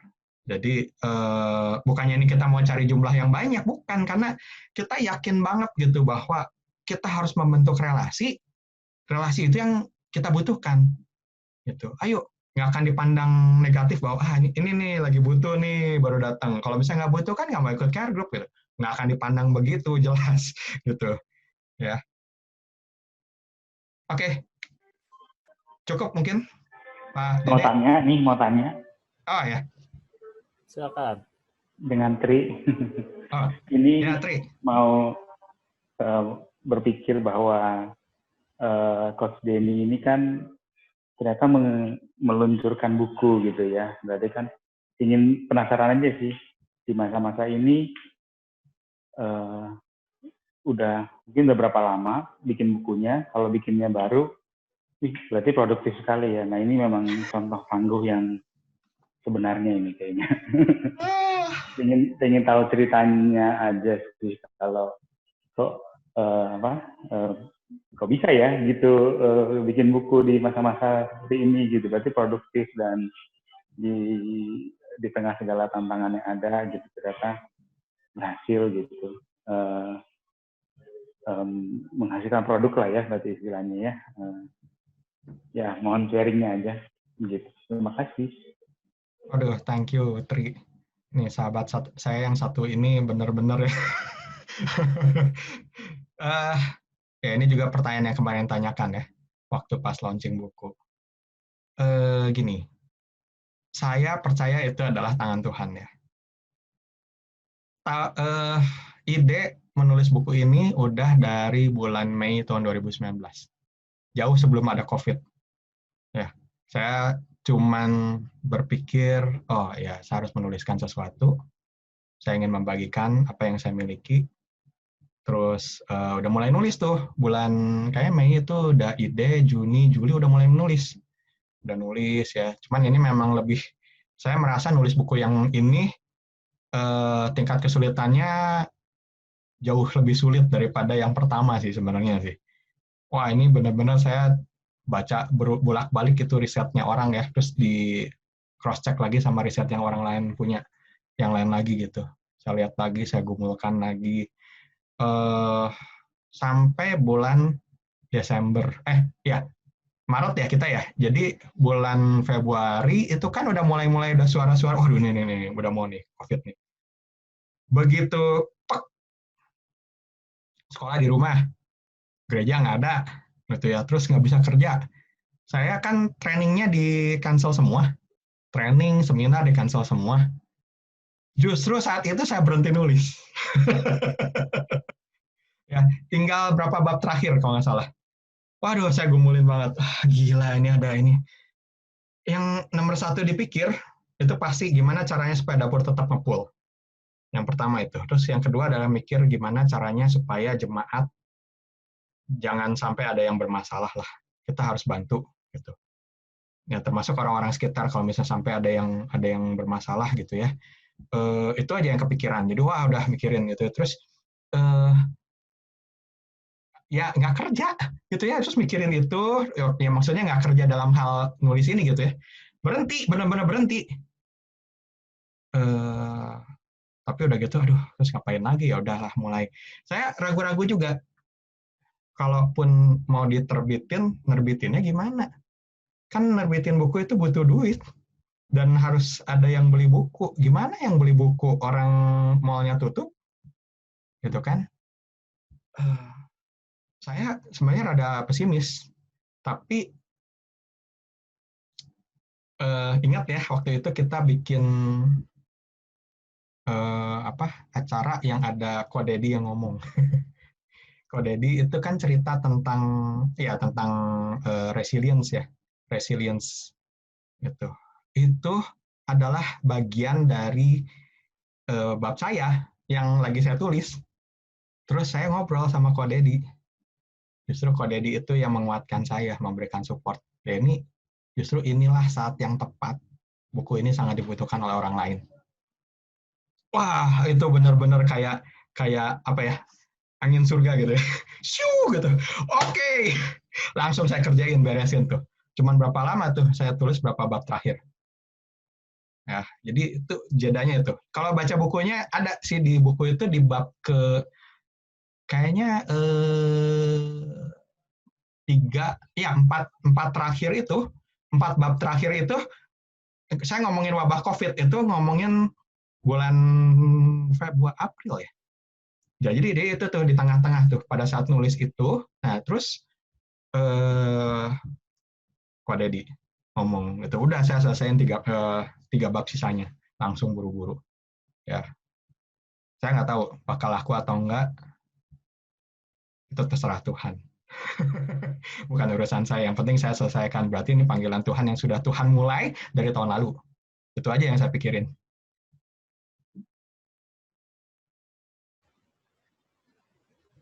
Oh, luar biasa ya perjalanannya ya memang. Kita nggak tahu kapan Tuhan menaruh beban ya. Malah dipersiapkan untuk menjawab tantangan COVID ya. Oke, Bapak Ibu sekalian, apa ada pertanyaan lain? Saya masih memberikan kesempatan untuk 1-2 penanya lagi sebelum kita menutup.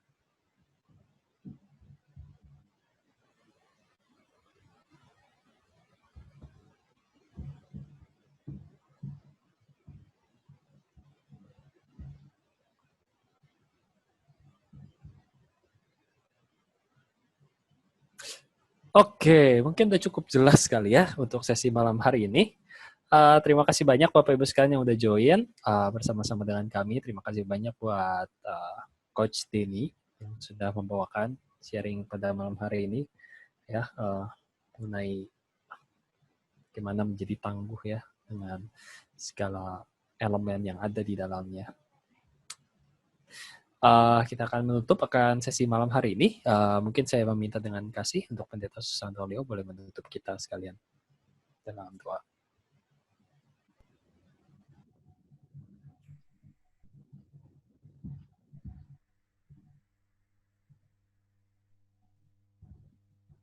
Mic-nya Pak Susanto. Nggak kedengeran, Pak.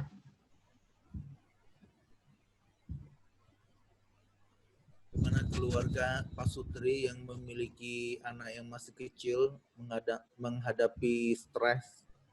Saya pikir jawabannya jelas ya. Tadi Pak Denny sudah menyampaikan bisa mengikuti care group, supaya di dalam care group itulah kita ada komunitas, boleh saling mendoakan, saling berbagi, saling sharing, saling menguatkan satu dengan yang lain. Bapak Ibu Saudara, situasi kondisi sekarang inilah kita, keluarga kita, relasi keluarga kita, suami istri justru itu diuji. Kasih kita diuji. Komitmen pernikahan kita diuji. Justru di tengah-tengah COVID-19 inilah kita butuh apa yang Tuhan Yesus katakan, mari kepadaku yang letih lesu dan berbeban berat. Dia yang memberi kelegaan kepada kita. Menurut saya tidak ada cara lain menghadapi situasi kondisi sekarang di mana dunia mengalami stres. Siapapun juga, disinilah kita butuh Tuhan. Bangunlah satu mesbah keluarga antar suami istri, melibatkan Tuhan di dalam kehidupan pernikahan. Itu saya pikir yang paling penting sekarang ini. Selain bekerja, juga jadikan keluarga kita itu adalah satu ladang pelayanan kita. Kita exercise kasih kita satu dengan yang lain. Terima kasih untuk teman-teman yang sudah join. Terima kasih Pak Denny untuk materi yang sudah disampaikan. Semoga menjadi berkat bagi kita semuanya. Mari kita berdoa. Bapak Surga, terima kasih untuk webinar pada malam hari ini. Kami boleh mengikuti sesi demi sesi yang sudah disampaikan. Kiranya Tuhan memberkati materi yang disampaikan oleh Pak Denny Hand boleh menjadi berkat bagi setiap kami yang sudah mendengarkannya. Bagaimana kami boleh mengalami satu perjumpaan dengan Tuhan sehingga kami menjadi manusia yang tangguh di hadapan Tuhan. Bapak, kami berdoa kiranya buku yang ditulis oleh Pak Denny, Tuhan berkati menjadi saluran berkat bagi banyak orang, tidak hanya orang Kristen, tetapi mereka yang di luar Kristen pun boleh menikmati berkat Tuhan. Kiranya buku ini boleh dipakai oleh Tuhan, menjadi alat untuk memberitakan kasih Tuhan, Injil Kristus kepada mereka yang belum percaya, bahwa hanya di dalam Tuhanlah kami boleh menjadi manusia yang tangguh. Tuhan berkati istirahat kami malam hari ini, jauhkan dari sakit penyakit bahaya maut. Istirahat sepanjang malam hari ini kami pertaruhkan ke dalam tangan Tuhan. Tuhan yang memimpin, Tuhan yang menyertai dan memberkati. Segala puji syukur, hormat dan kemuliaan hanya bagi nama Tuhan. Demi nama Yesus Kristus penebus dan juru selamat yang hidup, kami berdoa dan kami mengucap syukur. Amin. Terima kasih teman-teman, terima kasih narasumber Pak Denny, terima kasih semua yang sudah hadir join malam hari ini, Tuhan memberkati. Amin.